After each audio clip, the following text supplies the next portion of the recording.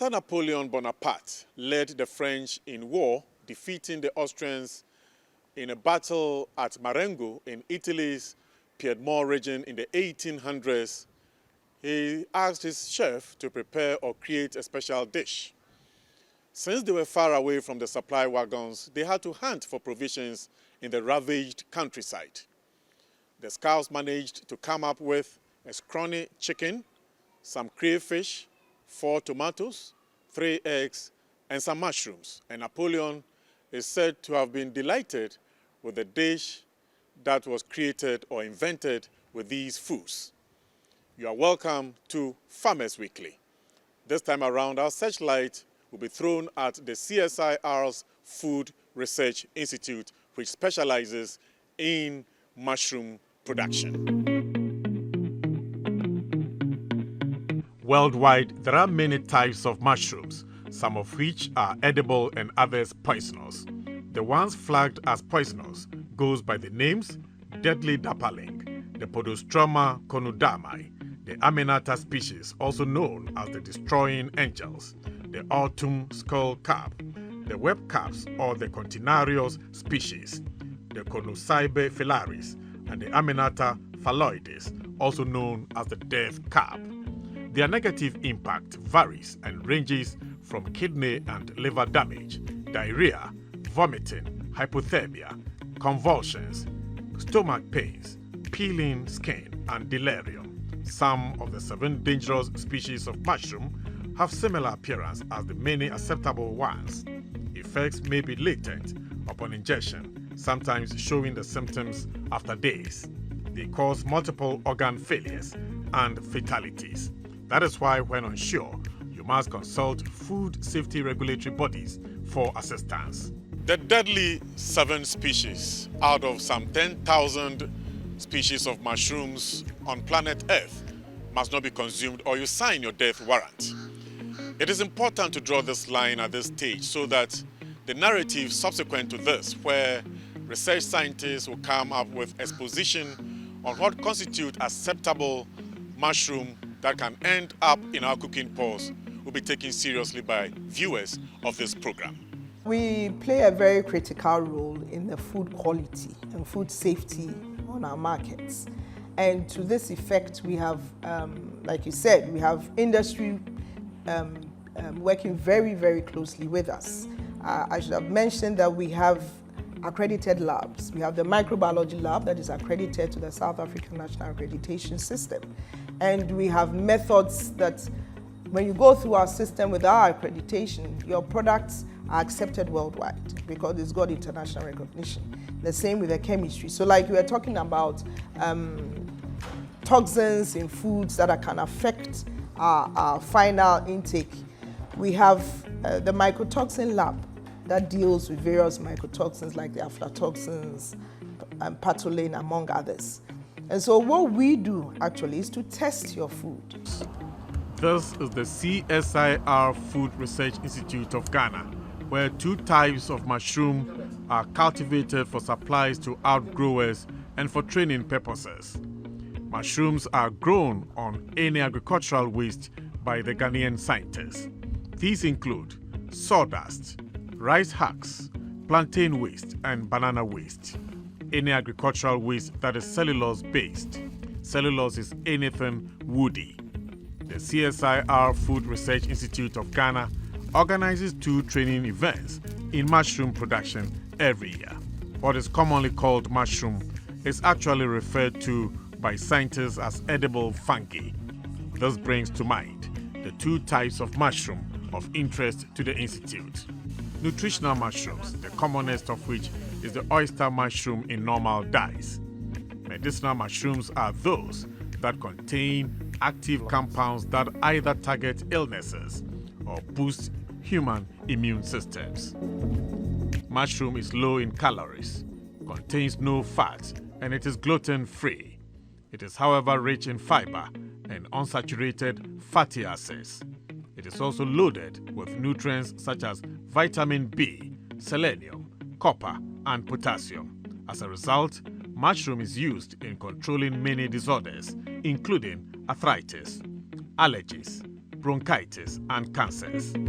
Matilda Jomeku of CSIR Food Research Institute dilates on the nutritional value of mushroom. It's a good source of nutrients. You have various iron. You have iron in it. You have various vitamins. It contains different kinds of vitamins. It is rich in folic acid, which is very good for the pregnant woman. So we encourage a lot of people to eat mushroom. It's also good for those who are watching their weight as well. So, I mean, you could substitute it for meat, which is a good one there. Sawdust, which is byproduct of carpentry and disused, is a treasure for scientists looking for ways of minimizing the impact of waste material on the environment. Agricultural waste in Ghana are not sold. I mean, they are thrown away. You are even helping the environment by recycling that agricultural waste to grow food to eat. And then you don't need so much capital to start your mushroom farm. You need very little money to go into mushroom cultivation as a whole. The sawdust becomes the substrate for growing mushrooms. This is the flowchart of how mushroom is artificially cultivated. It is a low-cost agricultural venture, yet with immense returns and nutritional benefits. You don't need vast land to cultivate mushroom, and the sawdust to be obtained from sawmills attracts no fee. The sawdust on which mushroom is grown goes without chemicals or fertilizer. Only organic additives are present. As Ms. Matilda Jomeku has said, the mushroom production process has about 6 different stages. And we are going to start from the stage 1 of the production channel. The essence of this chemistry of the substrate will come to the fore in the demonstration that follows pretty soon. One wheelbarrow like this, the weight is about 20 kilograms. And 5 of these will give us 100 kg of sawdust, which is going to be fermented, which is going to be bagged at this stage. Stage 1 is composting. The sawdust with additives remain fallow for 28 days, during which decomposition or fermentation occurs. The weight of wheelbarrow is standardized and used in the process of mushroom cultivation to obtain specific results. 200 grams added to the same substrate. These substrates are added because, one, during the process of fermentation, leaching takes place. This is a scientific process. The various steps are strictly followed. The additives to be added to the substrate or sawdust are carefully quantified.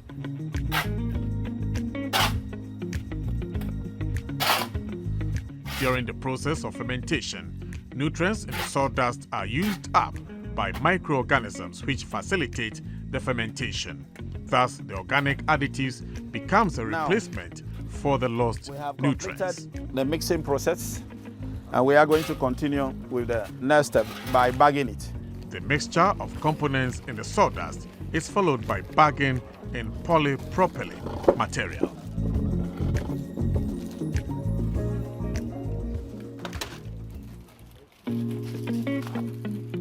Continuing the process, the substrate is compressed in high-density bags. After this, a 3/4 inch PVC pipe is fixed on each bag to hold it in firm place with a rubber band.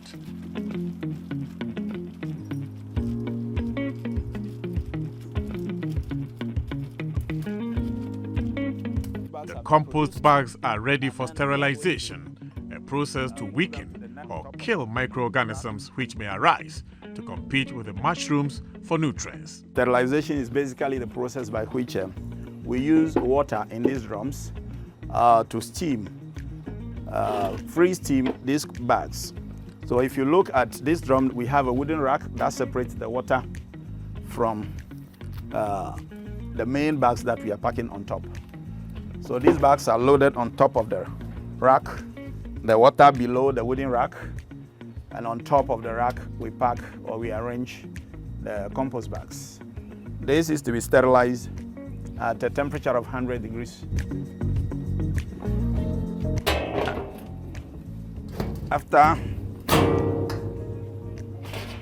This bracket is used to lock it to allow temperature to build up to 100 degrees. From this, a source of fire, it could be firewood if you are operating in a rural community. But if you are operating within the cities where you have access to gas, you can use gas to do the sterilization. The next stages are incubation and inoculation. Now we have completed the sterilization process, and we have brought the bags that we have just sterilized into an incubation and inoculation room. There are situations where you can separate the incubation room from the inoculation room. And in this case, we are combining the two. So we have a table in front of us which we arrange the bags on. And we have the spawn, which is fully colonized by the mycelium. And then we have ethanol and then cotton waste, which is going to be used. We disinfect our hands with the ethanol. And then disintegrate the spawn substrates properly, using cotton to clean the bottle before doing the disintegration. These are done basically to avoid aerial contamination into the spawns. Before the spawn or seeds are introduced in the bags, a cotton wool would have been used to seal the spout to prevent the microorganisms from entering the compost bag. Although it is already stated by the scientists, it must also be restated for emphasis that those handling the process apply themselves strictly to the rules of hygiene to also avoid becoming a channel of microorganisms into the bag. These protocols secures the integrity of the compost bags and ensures that the seeds to be spawned are clean. The CSIR Food Research Institute is pointed for uptake by commercial outgrowers once there are signs of growth in the compost bags. Enough space in between such that ventilation can improve. We want air to pass through easily so that even if the temperatures within the atmosphere increases, you will be able to contain the heat. The same process is followed in cultivation of mushrooms with medicinal properties such as these, which have brownish surfacing. Medicinal mushrooms also come in capsule form. Roughly 30 capsules cost $50. A potent fighter against high blood pressure, says the experts. Now the bags that we have produced and inoculated have fully colonized and ready to be cropped in a mushroom cropping house. And under this situation, these bags are ready, that are sold out to an outgrower who has put up a cropping house trained to be able to produce mushrooms. So they buy these ones and take it to their farms and begin to produce fresh mushrooms for consumption and for commercial purposes. We now move to the Envirodome, which is the cropping house. It is here that incubating mushrooms take their full sprout. In here we ought to have a good humidity, about 90% humidity. And then the aeration should also be very good so that the mushrooms can, there should be good air circulation around it. Now, the bags come here after 4 to 6 weeks from the incubation room. It is opened and then your mushrooms sprout out.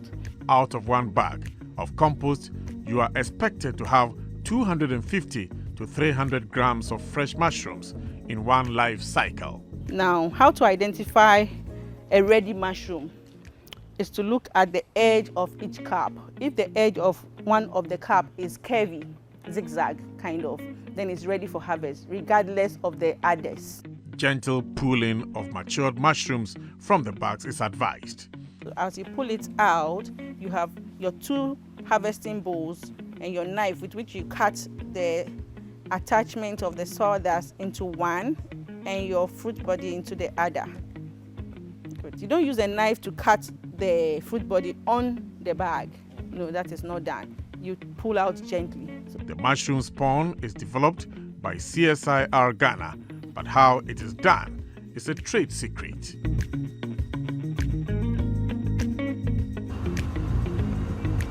Time to experience the accounts of 2 mushroom growers who incidentally received training at the CSIR Food Research Institute. Okay, so I started growing mushrooms on a very small scale, just for home consumption. Then one day I saw that the extra one, I should try to sell the extra. That's how I became a mushroom farmer. I tried the shops and they were ready to take them. So I went into it and I've been in it for almost 11 years now. For this farmer based at Abeka in Accra, the two challenges she initially faced revolved around marketing. There was always glut during favorable weather conditions for growing mushrooms. When I started, getting the market was very difficult. So the extra mushrooms, I dried them. And when I dried them, I sold some. Then the thought came that I should powder some. I did that and tried it with a clinic. They were ready to take it, but in small quantities. And then the extra, I went into Shito. The challenges informed further steps, which have resulted in some advancements in managing the product. She now produces mushroom pepper sauce. She also parcels fresh mushrooms and dried mushrooms. The third tier of a small but promising manufacturing line is production of mushroom-based non-alcoholic drinks. All value addition products by this mushroom cropper are good for vegetarians and persons who are hypertensive. Now they are together as cluster, mushroom cluster. So you have asked one of them who is going to take charge of that. Get all your members, their product together, and then we lift it. So you need to know that there are two mushroom groups in Ghana. There are the Mushroom Growers and Exporters Association, and then the mushroom clusters, alpha mushroom clusters. The compost used in mushroom production may also be used in vegetable gardening and horticulturing. They are prepared to help me improve on what I've done, like the shito, the mushroom drink, the mushroom powder.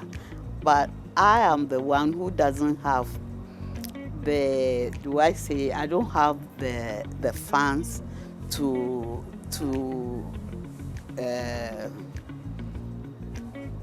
enable them come in big to help me. Yeah, but otherwise, when it comes to oyster mushrooms, they are the only people I rely on. There's a group known as a relic, which finds out the problems of farmers and consumers. And then we take it up through research to look for solutions. So we've come up with fruit juices, which we already have. We are transferring it to them. Problems they have with mushroom cultivation, we are helping them to multiply their spawns. Problems they have with the compost bag, we are helping them so that they make good compost bags for mushroom production. In 2015, the National Agribusiness Cluster Advisor of the International Fertilizer Development Center, Mr. Divine Buell, noted that there was an untapped market for mushrooms outside Ghana. He said if local farmers are supported to produce 40 tons of dried mushrooms for export, it could improve earnings and reduce poverty. The call fell on good ears, with some institutions making hay to the sunshine. In 2017, the Adentan Municipal Assembly in Accra launched a mushroom project. It was projected to create 5,500 jobs for the youth and persons living with disabilities. Annual farmer income was pegged at 30,000 Ghana cedis within a 3-year period, funded by the European Union to the tune of 660,000 euros. The project is fitted with a spawn laboratory. Next is a company called Ye90 Ghana Limited, a mushroom farm at Adenta. It is one of the largest mushroom farms in Ghana. I started this business in the year 2015. At the time when I was undergoing my MPhil in accounting at the University of Ghana, I came across an article that dealt extensively on the mushroom industry in Netherlands and how much money that is contributing to their GDP. And I said, why not? We have the sawdust in abundance in Ghana, we have the rice bran, why not I venture into it and make an economic benefit out of it? So without having the technical know-how, I approached the CSIR for training in the mushroom production. There, I met very technical experts that took me through how to produce the mushroom and even how to process them into other things. So they came, they see where I want to start. They gave me so much extension advice, and I started. I started with 10 bags, and as I speak now, I have over 50,000 bags in production.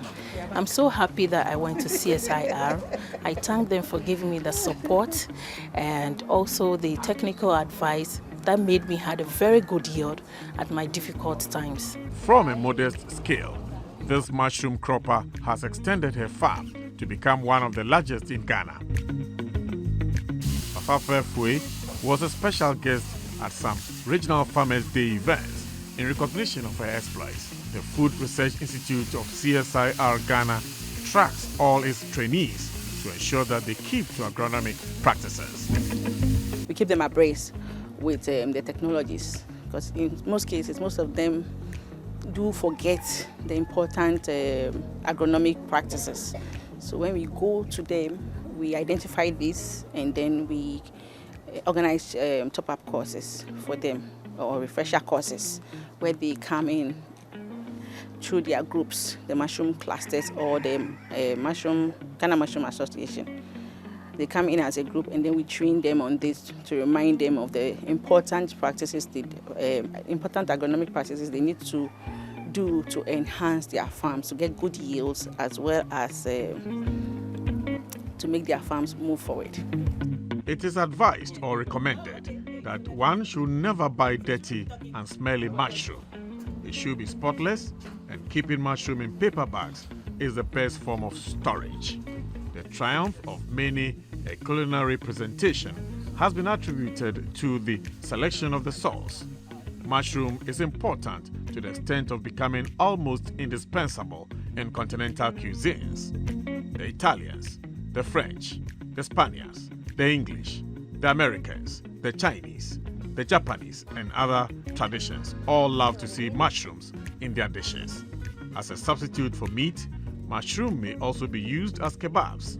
The continental recipes include the stroganoff, soup, risotto, curry, bruschetta, garlic mash, and cheese overload mushroom recipes. Mushrooms are so treasured that they are reserved only for the upper classes at some culinary jurisdictions. A fascinating aspect of this cookery is the discovery of the wondrous ways that both familiar and unfamiliar vegetables can be prepared. Over the years, a great deal of attention has been paid to their growth, method of cooking, seasoning, and presentation. In some instances, even their proper culinary companionship has been divined. Mushroom devotees chase after these repertoire. Some delightful optics of sumptuous mushroom recipes. Quite mouth-watering, aren't they? For those who are interested in the agribusiness of this product, the following institutions comes in handy to assist them. They are the Council for Scientific and Industrial Research, CSIR Ghana, the Ministry of Food and Agriculture, MOFA, and the newly created National Entrepreneurship and Innovation Program, NEIP. My name is Napoleon Atukito. I hope you enjoyed Farmers Weekly. See you next week.